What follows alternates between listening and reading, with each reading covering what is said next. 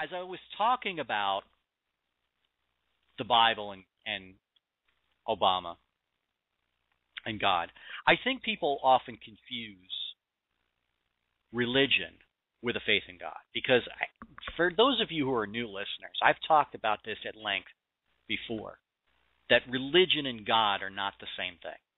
You can believe in God and have nothing to do with religion. Despite what the people who belong to a church will tell you, a church is not required by God. Yeah, there's passages in the Bible that say you should meet like this and you should break bread. But I got to tell you with the Bible, I studied it as a book of literature. I remember going through many classes, because I went to Catholic school, where the Bible was discussed as a point of faith. But when I got to college, I learned more about the Bible as literature, as a book, as not as fiction, as literature. And what I mean by that is take a look at the story of the Bible and the passages of the Bible as a whole. What is the Bible about? Well, God creates the world, right? Man eats the apple and becomes like God, tree of knowledge. So God gets pissed and spends the next 2,000 years punishing man for that. Got the Noah and the floods.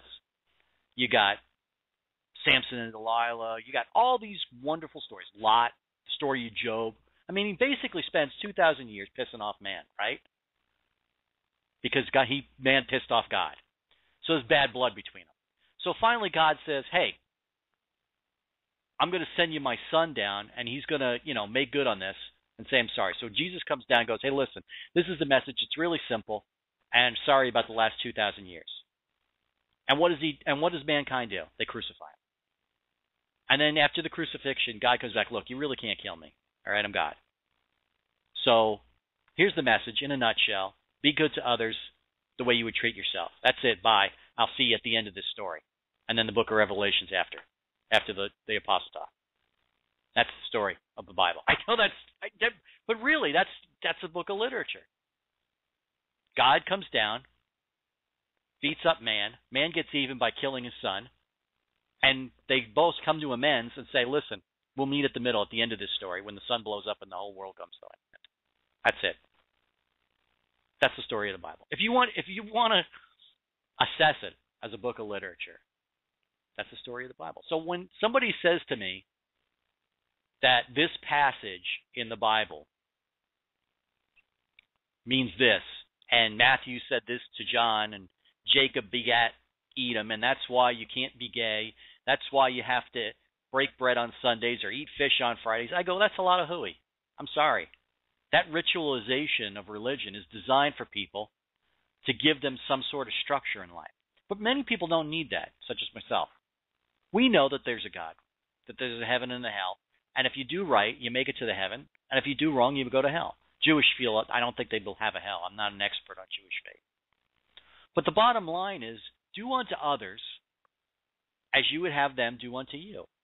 If you live your life by that credo, whether you be gay, whether you be a minority, whether you be a Methodist or a Baptist, I don't believe that there is anything in the Bible that would suggest that God would bar your entry to paradise. There's nothing in there. There's quotes about specifics, and I'm sure that there's all these Christians out there listening to this show who will be happy to send me quotes of because X, Y, Z. But for every quote that you could give me, God says you need to do this, there's another quote that says you need to do something else, or something so ridiculous, like don't sleep with a woman when she's on her period or something like that, that I can point to that would refute your quote. Really. Because the Bible is not about quotes. The Bible is about faith. And if you're a Christian and you believe in the words of Jesus Christ, you believe that there really is only one ultimate rule. Treat each others with the same kindness that you would treat yourself. That's why I believe that liberalism is anti-Christian. And not because of things like don't use the word God in the Gettysburg Address. It's because if you treat others as you would treat yourself, be kind to strangers kind of thing, you wouldn't enforce Obamacare as a policy in this nation.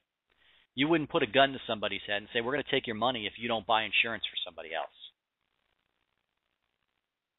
The whole point of Christianity is not to outsource your charity to government. It's to behave in a certain way so that your fellow man is not abused by your action or inaction. That's it. It's really simple, folks.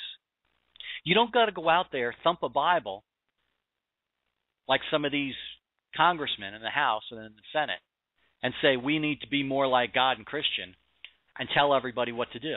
That's not Christian-like. What you need to say to people is, hey, listen, faith or religion or virtue or what I believe in worked for me. If you want to follow this path, that's great. But we're not going to enforce any laws or tell people what to do. And the liberal mantra is always telling people what to do, isn't it? You're going to pay for somebody else's birth control. You're going to pay for someone else's abortion or whatever they do for themselves. We're going to tell you what to do in the bedroom. You have to behave in a certain way. We're going to provide benefits for heterosexual couples, but not homosexuals. That's nothing in the Constitution was about that. There's no constitutional standard for marriage. And that's what gets back to this abortion thing, which is now blown up in the face of the left.